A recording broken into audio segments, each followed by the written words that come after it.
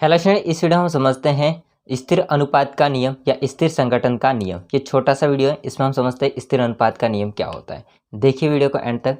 दोस्तों, स्थिर अनुपात का जो नियम होता है या संगठन का नियम होता है, ये क्या कहता है उसको समझिए। और ये किसने दिया है दोस्तों? ये दिया है जोसेफ प्राउस्ट ने दिया है। किसने दिया है? जोसेफ प्राउस्ट ने। ये नियम क्या कहता है एक बार पढ़ते हैं, फिर हम लोग समझते हैं एग्जाम्पल से, फिर हम पढ़ेंगे ताकि आपको क्लियर हो जाए। इस नियम के अनुसार किसी यौगिक में तत्वों के द्रव्यमानों का अनुपात सदैव समान यानी कि स्थिर होता है। ये कहना चाहता है कि कोई भी अगर यौगिक है, उस यौगिक के अंदर जो भी तत्व हैं उनका द्रव्यमानों का अनुपात कैसा होता है? स्थिर रहता है। ठीक बात है। चाहे यौगिक किसी भी विधि से या फिर स्रोत से प्राप्त किया गया हो। देखते हैं एग्जाम्पल। देखिए दोस्तों, हम बात कर लेते हैं उदाहरण के तौर पर सबसे पहले H2O की। इसको आप लोग जानते ही हो, ये क्या है आपका जल। और जल में तत्व कौन कौन से? हाइड्रोजन और ऑक्सीजन। हाइड्रोजन का परमाणु संख्या होता है 1, द्रव्यमान संख्या हो जाएगी 1। ऑक्सीजन की बात करेंगे तो ऑक्सीजन की परमाणु संख्या होती है 8, द्रव्यमान संख्या हो जाएगी 16। एक्चुअली हाइड्रोजन संख्या में 2 है, तो हम क्या करेंगे 1 × 2 दोनों के लिए, तो कितना हो जाएगा 2। अब H2O का हम लोग क्या निकालते हैं? अनुपात निकालते हैं। कितना आता है देखते हैं। हाइड्रोजन होते हैं वो 2 हैं, तत्व 2 हैं, तो इसका द्रव्यमान है दोनों का 2। और ऑक्सीजन का कितना है? 16। तो कितना अनुपात आया? 2 × 16 अनुपात। तो ये एक अनुपात है जो कि किसका है? जल का। जल एक यौगिक है, उसमें जितने भी तत्व हैं उनका द्रव्यमानों का अनुपात कितना है? 2 × 16। यदि आप लोग इसको सरल अनुपात में कन्वर्ट करना चाहो, सरल अनुपात,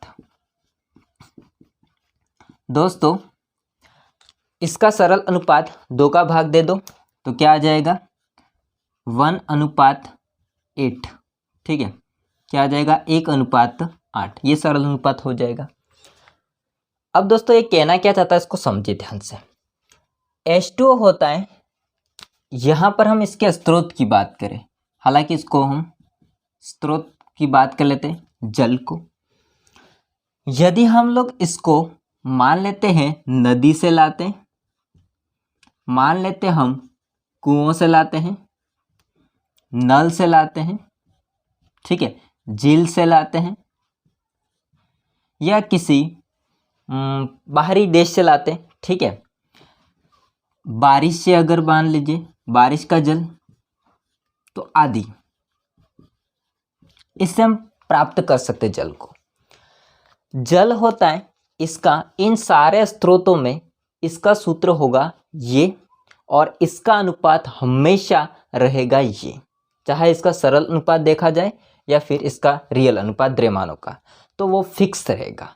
ये इसका मतलब होता है नियम का। मतलब किसी भी यौगिक के अंदर जो भी तत्व हैं, उन तत्वों के द्रव्यमानों का जो अनुपात है, चाहे सरल या फिर द्रव्यमान का अनुपात, वो हमेशा स्थिर रहता है, चाहे वो यौगिक किसी भी स्रोत से या फिर विधि से बनाया जाता है। अब एक एग्जांपल हम विधि वाला समझ लेते हैं ताकि आपको और क्लियर हो जाए। जैसे हम बात कर लेते हैं कार्बन डाइऑक्साइड CO2 के बारे में। इसमें कार्बन है जिसकी परमाणु संख्या है 6 और द्रव्यमान संख्या हो जाएगी 12। ऑक्सीजन की बात करें तो ऑक्सीजन का परमाणु संख्या होती है 8 और द्रव्यमान संख्या कितनी हो जाएगी? 16। लेकिन यहाँ पर ऑक्सीजन संख्या में 2 है, तो 16 × 2 कितना हो जाएगा? 32। अब इसका हम CO2 का अनुपात निकालते, द्रव्यमानों का अनुपात कितना होगा? कार्बन 12, ऑक्सीजन दोनों के लिए 32। ठीक है, ये तो हो जाएगा इसका अनुपात, CO2 के द्रव्यमानों का अनुपात। अगर इसका सरल अनुपात देखा जाए, सरल अनुपात, ठीक है दोस्तों, इसका सरल अनुपात कितना होगा? तो 4 का भाग दो इसमें, 3 बार जाएगा, अनुपात इसमें 8 बार जाएगा, तो कितना हो जाएगा 3:8। ये इसका सरल अनुपात। अब हम लोग CO2 की बात करें जो कि यौगिक है, उसमें जो भी तत्व हैं कार्बन और ऑक्सीजन, इनके द्रव्यमानों का अनुपात या तो 12:32 चाहे आप मान के चलो या फिर इसका सरल अनुपात मान के चलो।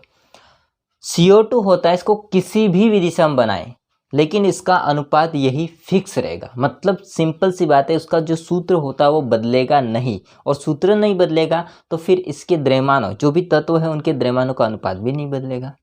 अब हम लोग CO2 को अलग अलग तरीके से बनाते हैं। देखिए पहली हम बात कर लेते हैं दोस्तों, पोटेशियम कार्बोनेट होता है K2CO3, इसकी अभिक्रिया HCl से करवाते हैं। यहाँ पर तो बन जाएगा KCl plus H2O plus CO2। Potassium carbonate को हमने HCl हाइड्रोक्लोरिक अम्ल के साथ में अभिक्रिया करवाई या गर्म किया तो हमको यहाँ पर CO2 मिला। अब इस CO2 का अनुपात भी कौन सा होगा, ये या फिर ये मान लो, ठीक है। दूसरी बात, यदि हम लोग कैल्शियम कार्बोनेट को गर्म करते हैं तो क्या मिलता है वो हम लोग समझते हैं।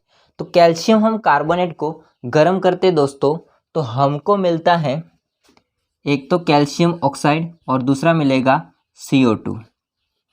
अब इसमें जो CO2 प्राप्त है कैल्शियम कार्बोनेट के अंदर, इसका भी सूत्र वही है और यहाँ पर जो प्राप्त हुई थी उसका भी सूत्र वही है और इसका अनुपात भी कौन सा होगा, यही होगा। या फिर हम लोग CO2 को और तरीके से भी बना सकते हैं। तीसरी बात, यदि हम लोगों ने कार्बन होगा जो कोयला होता है, इसको ऑक्सीजन की उपस्थिति में जलाया, दहन किया इसका, तो CO2 बनी और इस CO2 का भी अनुपात कौन सा होगा, ये वाला होगा।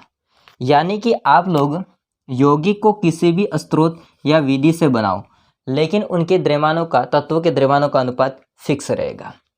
ये होता है दोस्तों इसका मतलब, ठीक है। चाहे आप लोग इसको वापस पढ़ सकते हो कि किसी यौगिक में तत्वों के द्रव्यमानों का अनुपात होता है सदैव समान या स्थिर रहता है, चाहे यौगिक किसी भी विधि, ये विधि वाली बात होगी या फिर स्रोत, ये स्रोत वाली बात होगी, ठीक है, से प्राप्त किया गया हो। डन दोस्तों, ये छोटा सा वीडियो था, कैसा लगा कमेंट करके बताइएगा। बाकी वीडियो अच्छा लगा तो लाइक कीजिए, चैनल को सब्सक्राइब नहीं किया तो कर देना। मिलते हैं नेक्स्ट वीडियो में, तब तक के लिए जय हिंद, वंदे मातरम।